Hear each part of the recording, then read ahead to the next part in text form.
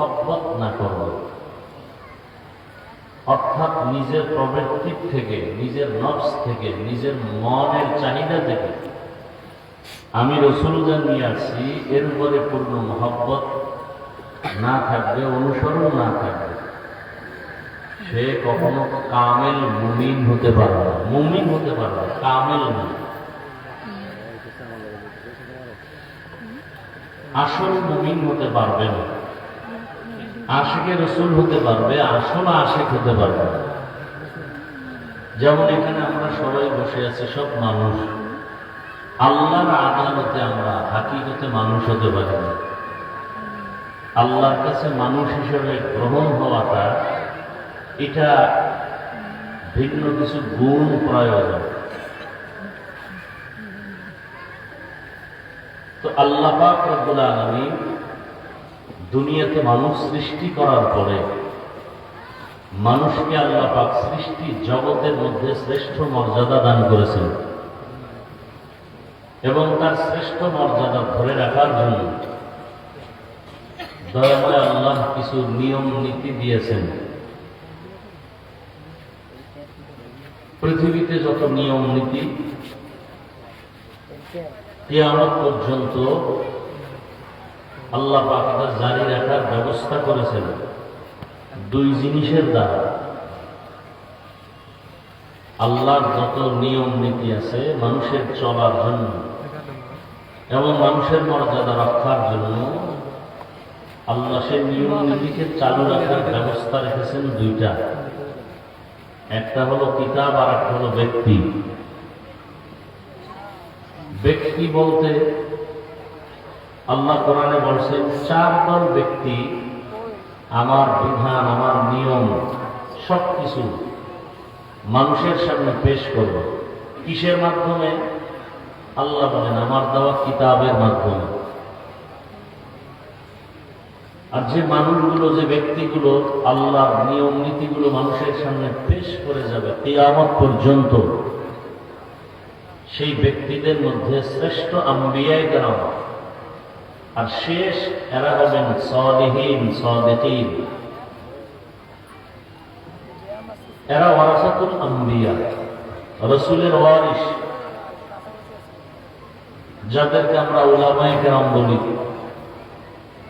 আজকে আমরা ইসলাম পেয়েছি একটা কিতাব কোরআনের মাধ্যমে, আর কোরআনটা বুঝছি, জানছি উলামায়ে কেরামের মাধ্যমে।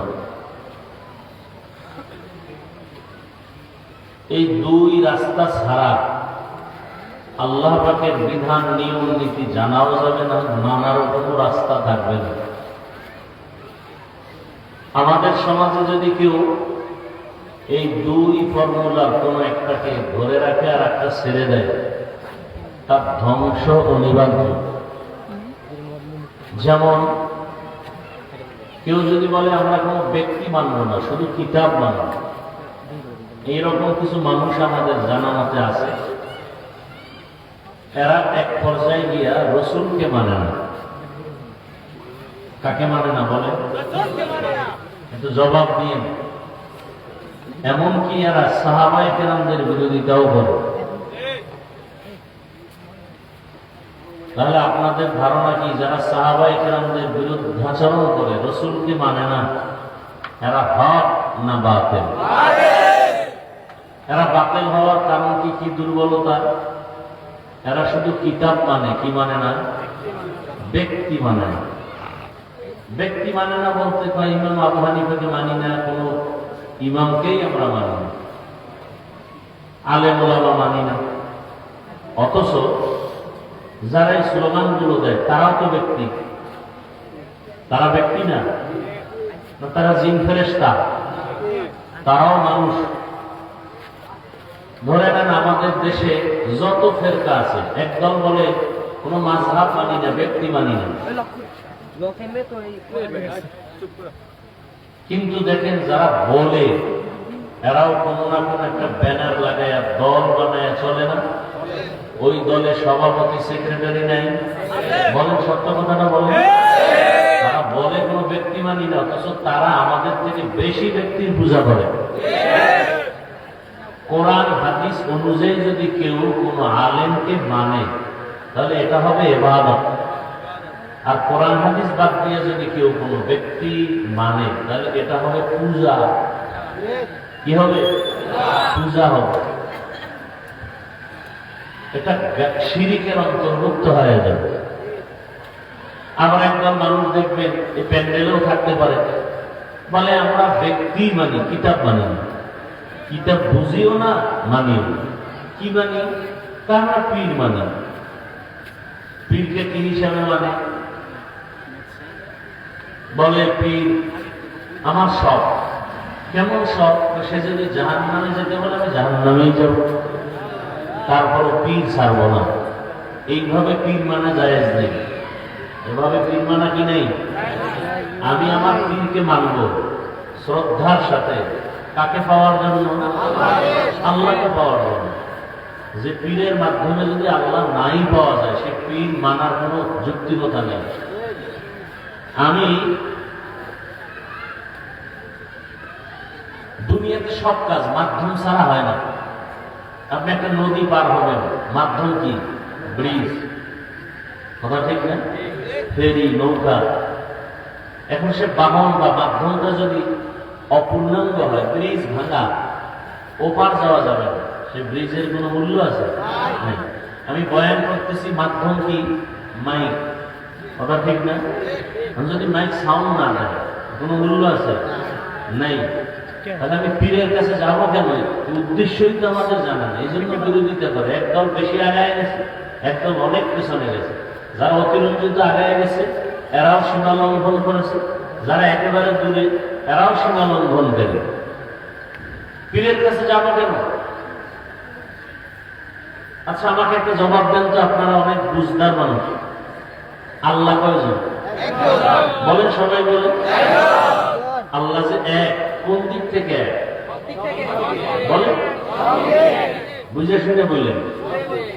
আল্লাহ কি সব দিকে আছেন? আমার পেছন দিকে আছেন? এটা কোন দিক? বলেন। পশ্চিম। আল্লাহ পশ্চিমে আছেন, উত্তরে, দক্ষিণে, কোন দিকে নাই? তাহলে নামাজ কেন পশ্চিমে পড়ে? তাহলে আমার কথা খুব গুরুত্বপূর্ণ। পারলে জবাব দিবেন, না চুপ থাকবেন, আমি বুঝাই দেব। অতি চালাকি করবেন না। আল্লাহ পূর্ব দিকে নাই, উপরে নাই, নিচে নাই। আল্লাহ নাই এমন কোন স্থান আছে? তাহলে নামাজ কেন পশ্চিমে পড়তে হবে? বাইতুল্লাহ তো একটা পাথরের ঘর। বাইতুল্লাহ তো আল্লাহ না, আল্লাহ বানায় নাই, বানাইছে ফেরেশতা। প্রথম বানাইছে বাইতুল্লাহ ফেরেশতা। এই বাইতুল্লাহকে ভেঙে চুরমার করে নতুন করে নির্মাণ করা হয়েছে 13 বার। কতবার? 13 বার। সর্বশেষ বাইতুল্লাহ নির্মাণ করনেওয়ালা হলো হাজ্জাজ বিন ইউসুফ। হাজ্জাজ বিন ইউসুফ। এবং তার বানানোর সিস্টেম অনুযায়ী এখনো বাইতুল্লাহ আছে। এরপরে আর নতুন ভাবে নির্মাণ হয়নি, বরং রং লাগছে, সংস্কার হয়েছে, নির্মাণ নয়।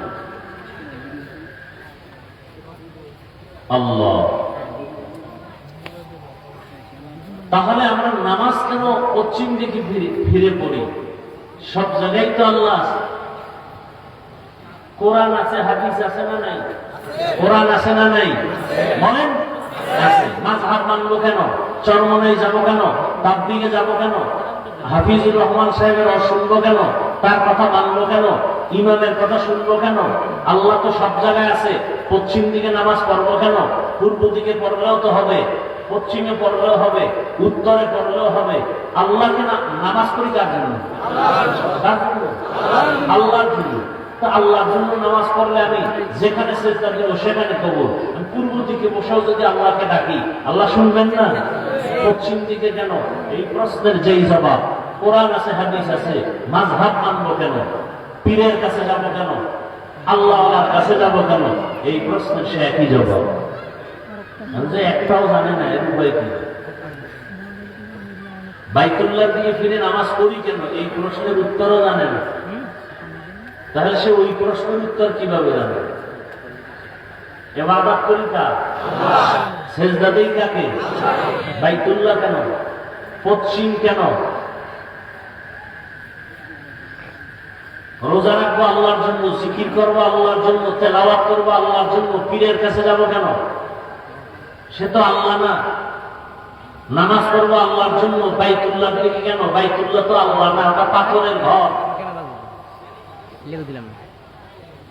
এই প্রশ্নের যেই জবাব, ওই প্রশ্নের সে একই জবাব। যারা বুঝে না এরাই অন্ধের মতো মনে করে ভালো দিকে যায়, মূলত জাহান্নামের দিকে যায়।